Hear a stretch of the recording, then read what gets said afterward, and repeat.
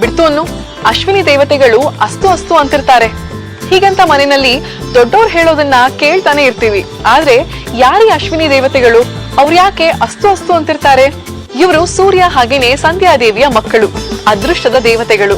ಇವರ ನಿಜವಾದ ಹೆಸರು ನಸತ್ಯ ಹಾಗೆ ದಸರಾ ಅಂತ. ನಸತ್ಯ ಆಯುರ್ವೇದದ ಎಕ್ಸ್ಪರ್ಟ್ ಆದ್ರೆ ದಸರಾ ಔಷಧಿಯ ಪಂಡಿತ ಅಂತೆ. ದೇವಾನು ದೇವತೆಗಳು ಅಸುರರ ಜೊತೆ ಯುದ್ಧದಲ್ಲಿ ಹೋರಾಡಿ ಗಾಯಗೊಂಡಾಗ ಇವರ ಔಷಧಿನೇ ಅವ್ರಿಗೆ ಏಕೈಕ ಪರಿಹಾರ ಅಂತೆ. ಆದ್ರೆ ಇವರನ್ನ ಅಶ್ವಿನಿ ದೇವತೆಗಳು ಅಂತ ಯಾಕೆ ಕರೀತಾರೆ?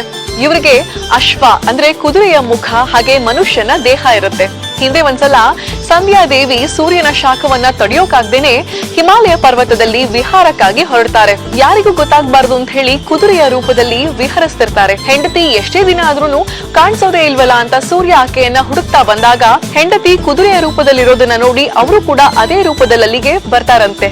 ಆಗ ಇವರಿಬ್ಬರಿಗೆ ಹುಟ್ಟುವಂತ ಮಕ್ಕಳೇನೆ ಅಶ್ವಿನಿ ದೇವತೆಗಳು. ಮುಸ್ಸಂಜೆ ಸಮಯ ಸೂರ್ಯ ಮುಳುಗುವಂತ 24 ನಿಮಿಷಗಳ ಮುಂಚೆ ಆ ಸಮಯ ಏನಿದೆಯಲ್ಲ, ಇದು ಅಶ್ವಿನಿ ದೇವತೆಗಳ ಸಮಯ ಅಂತ ಹೇಳ್ತಾರೆ. ಆ ಸಮಯದಲ್ಲಿ ಇವರು ಚಿನ್ನದ ಕುದುರೆಯ ಮೇಲೆ ಸವಾರಿ ಮಾಡ್ತಾರೆ ಅನ್ನೋಂತ ನಂಬಿಕೆ ಕೂಡ ಇದೆ. ಅದಕ್ಕೆ ಆ ಸಮಯದಲ್ಲಿ ಅಪಶಕ್ನದ ಮಾತುಗಳನ್ನ ಆಡೋದು, ಕೆಟ್ಟ ಮಾತಾಡೋದು, ಸುಳ್ಳು ಹೇಳೋದು, ಇಂಥ ಕೆಲಸಗಳನ್ನ ಮಾಡಿದ್ರೆ ಅಶ್ವಿನಿ ದೇವತೆಗಳು ಅಸ್ತು ಅಸ್ತು ಅಂತ ಹೇಳ್ತಾ ಹೋಗ್ತಾರೆ.